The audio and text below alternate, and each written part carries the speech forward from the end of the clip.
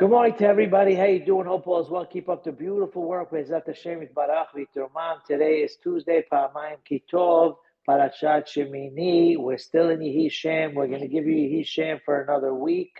Tuesday and Wednesday is Rosh Chodesh. We hope by then we will be in Yerushalayim Habnuya. Bezat Hashem, we could really use it. It looks like things are brewing, but we need it to brew a little faster. Bezrat Hashem, as mentioned the other day. The reason why we have Yishem today and tomorrow and all the way until Rosh Chodesh is because the third Beit HaMikdash is already built and it's going to come down. As a matter of fact, there's a video out there that Qatar is trying to take off the web. First they made a video, then we made a video, and the video is that you see the Beit HaMikdash fall straight onto the dome of the rock, and Bezrat Hashem, it's already built, the third Beit HaMikdash, but it's going to come down very soon in merit of your learning Torah and the good deeds that you do. And nowadays, as mentioned, Sefirat HaOmer is Midrabanan. When Mashiach comes, Sefirat HaOmer will be from the Torah once again. Bezrat Hashem Yitbarach. The reason why it's midrabanan nowadays, as mentioned, is because there's no korban omer nowadays, and since there's no korban omer, there is the counting of the omer is midrabanan, and there's a halacha that comes out of it. If we mentioned it already, we'll mention it again, and that is, we know that sometimes you might be in the synagogue praying mincha and arbit, and they get up to the end of arbit about a few minutes before 3 stars coming out, but after sunset in the twilight zone. Nowadays, sunset's about 7:41-ish, which means if you pray in a 7:15 minyan or approximately there, then when you, or even 7:30 mincha arbit, if they get up to Alenu after 7:41, they're allowed to count the Omer in the time of the twilight zone, even before 3 stars come out. However, number one, you're allowed to count the Omer 20 minutes after sunset as well. So about 8:01, 8:02, tonight you could count the Omer. Last night was the 9th night. Today is the 10th night. BTW, this item that when someone asks you what's tonight's night, we say last night was the 9th. Yes, we said a joke. It's worthwhile of repeating. Guy comes home and asks his wife, what's for dinner? And she said, last night we had chicken. How you doing? So we like to say last night was this and this night. The reason why we say last night was this and this night, because if a person counts that night, then it could be that they fulfilled their obligation. It's a machloket of mitzvot, sichot, kavanah, and then they can't say the beracha anymore for the Omer. But guess what? That's only out of the 49 days of the Omer, that's only a problem for 6 days. For the other 43 days, it's not a problem. Why? Because once the 7th day of the Omer comes, we already start counting the days and the weeks. And since we're counting the weeks as well, so if a person says last night was, tonight is the 10th night, and he said it after the time started, he's still allowed to count with a beracha. Some people don't know that, but you got to tell them that they do. That is the law. That's number one. Number two, if a person has in mind specifically that he does not want to fulfill the mitzvah, then everybody agrees that he's allowed to still count with a beracha if he said tonight is the 10th night. Let's say you're talking to someone who's not the brightest flame on the Hanukkah menorah, as they say, and he can't figure out if you told him last night was 9, how is he going to know tonight is 10? So then you have in mind, I am having in mind that I do not want to fulfill my obligation of counting the Omer, and you could say tonight is the 10th night. Excuse me. I just had to wake up that guy in the back falling asleep. But anyway, the rule is when we say there's a machloket, if mitzvot tzrichot kavana or not. Do mitzvot need kavana? It's a machloket. Some say yes, and some say no, and it's a whole machloket through thousands of years. In the Gemara, they even go back and forth on the subject. But everybody agrees if you specifically have in mind that you do not want to fulfill the mitzvah, then you can count the evening and say the number. It also is only a problem, Omer counting time. If at 5 o'clock someone asks you what's tonight's night of the Omer, you could tell them. You could even say that's 7 o'clock. But then once sunset comes, that's when it's problematic and you cannot say. But if it's after the 6th day of the Omer, already 7th and on, like we said, even if you did say tonight is so-and-so, you could still count it. So back to our subject, if a person is in the time of the twilight zone, Ben Hashemashot, and you're allowed to make the beracha on the Omer and count it. However, Hamavadia says, better that it's when there's a minyan and we're afraid people will go home and miss it. But if a person's in his house and he's in the time of the twilight zone, better for him to wait till 20 minutes after sunset, till twilight zone is over, and then make the beracha. But if it's very necessary, let's say he doesn't want to start the meal until he counts the Omer, and the kids are hanging from the chandelier, hanging out the window, then the rule is you are allowed to count after Ben Hashem, after sunset as well, and you could count it just like you can Ben Hashem Ashot. Now, as we were saying, why are you allowed to count Ben Hashem Ashot in the twilight zone? And the answer is because nowadays it's midrabanan. Since it's drabanan nowadays, and the twilight zone, we're not sure if it's part of the previous day or part of the next day. There is a rule in halakha, safek drabanan lahakel. When you have a doubt in a rabbinic subject, you're allowed to be lenient. And over here, the doubt is whether it's day or whether it's night, Ben Hashemashot, and it's a mitzvah derabanan, so you are allowed to count at that moment. Hamavadia brings down a halakha, and that is, let's say you have somebody who's in a synagogue where they finished Alenu in the twilight zone, and the synagogue is going to count the days of the Omer. Like we said, make the mitzvah of the Omer because you're allowed to when you're with the minyan. And you're in that minyan, and you like to make it 20 minutes after sunset when 3 stars come out. Are you allowed to count it on contingency, on condition? You're saying you're in the shul and they all count, and you did not make the beracha. You just count the Omer. Tonight is the 10th night of the Omer, which is 1 week and 3 days. And then you say to yourself, well, you said it before, I might not want to fulfill my mitzvah.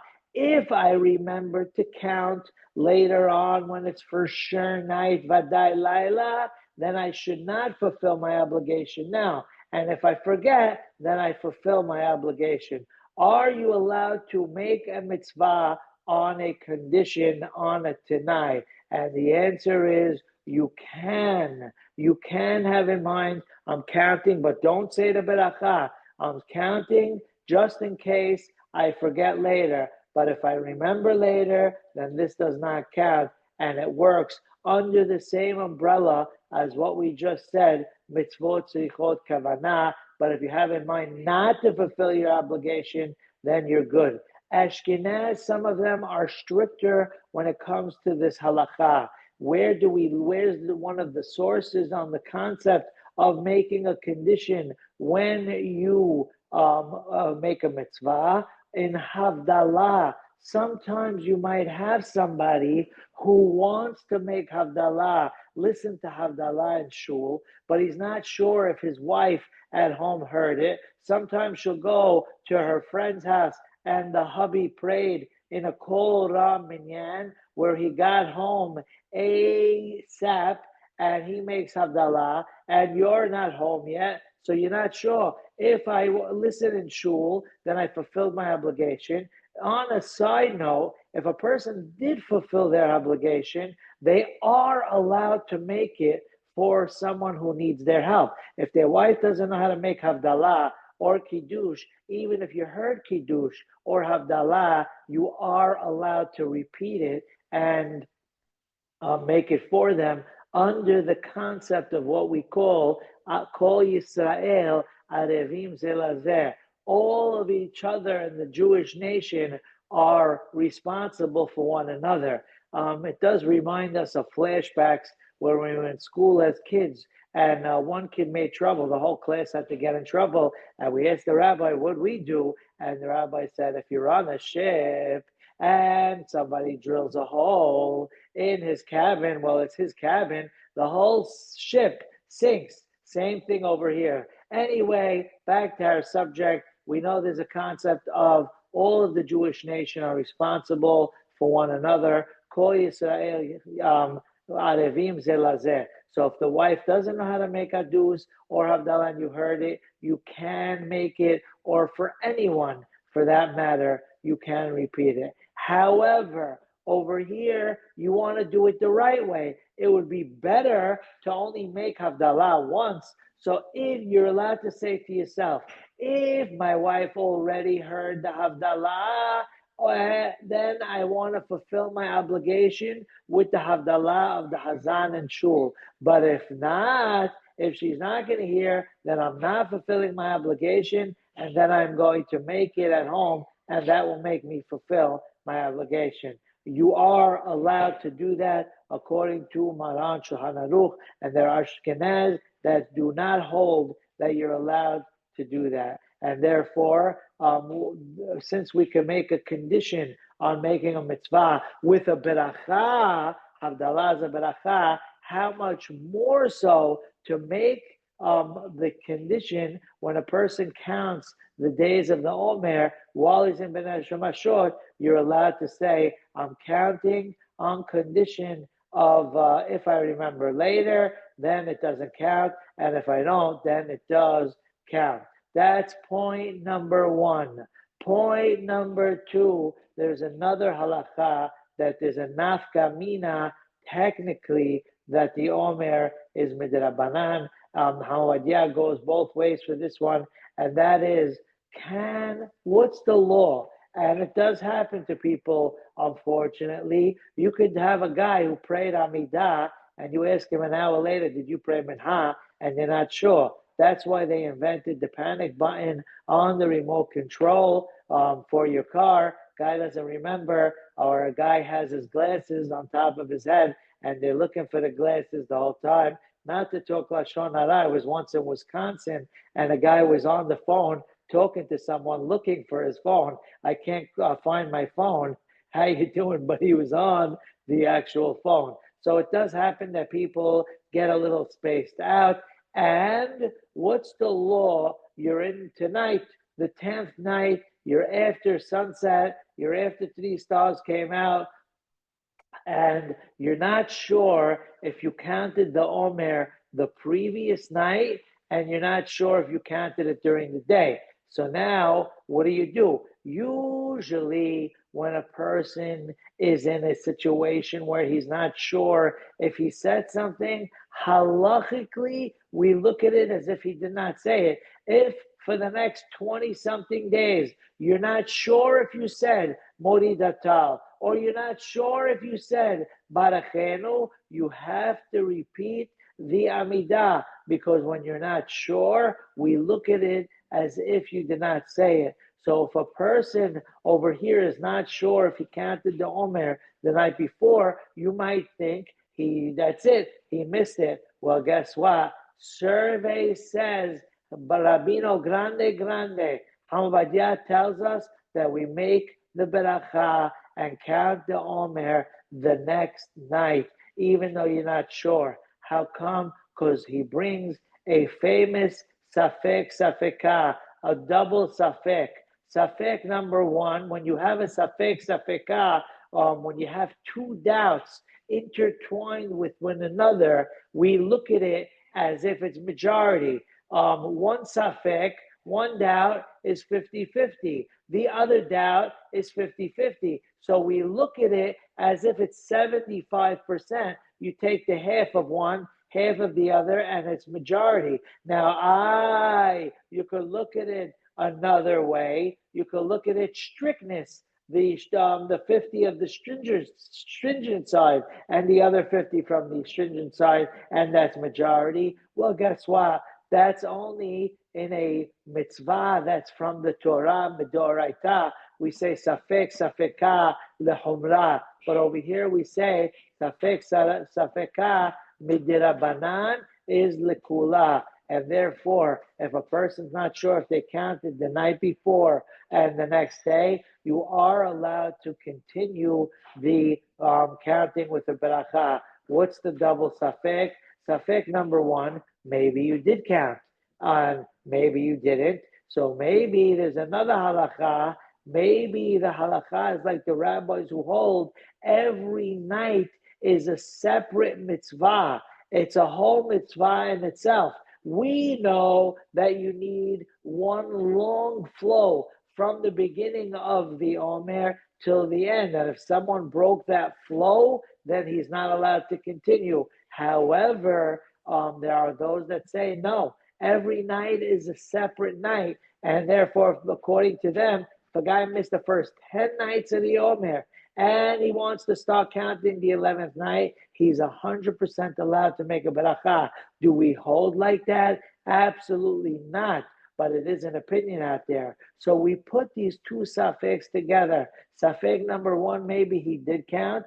Safek number two, maybe the law. Even if he didn't count, maybe the law is like the rabbis who hold that each night is separate on its own. And therefore, we have the safek, safeka, and he is allowed to continue counting if he's not sure. Also, sometimes people don't remember. You tell somebody to look up in the sky, what color is your shirt? They don't know what color shirt they're wearing sometimes.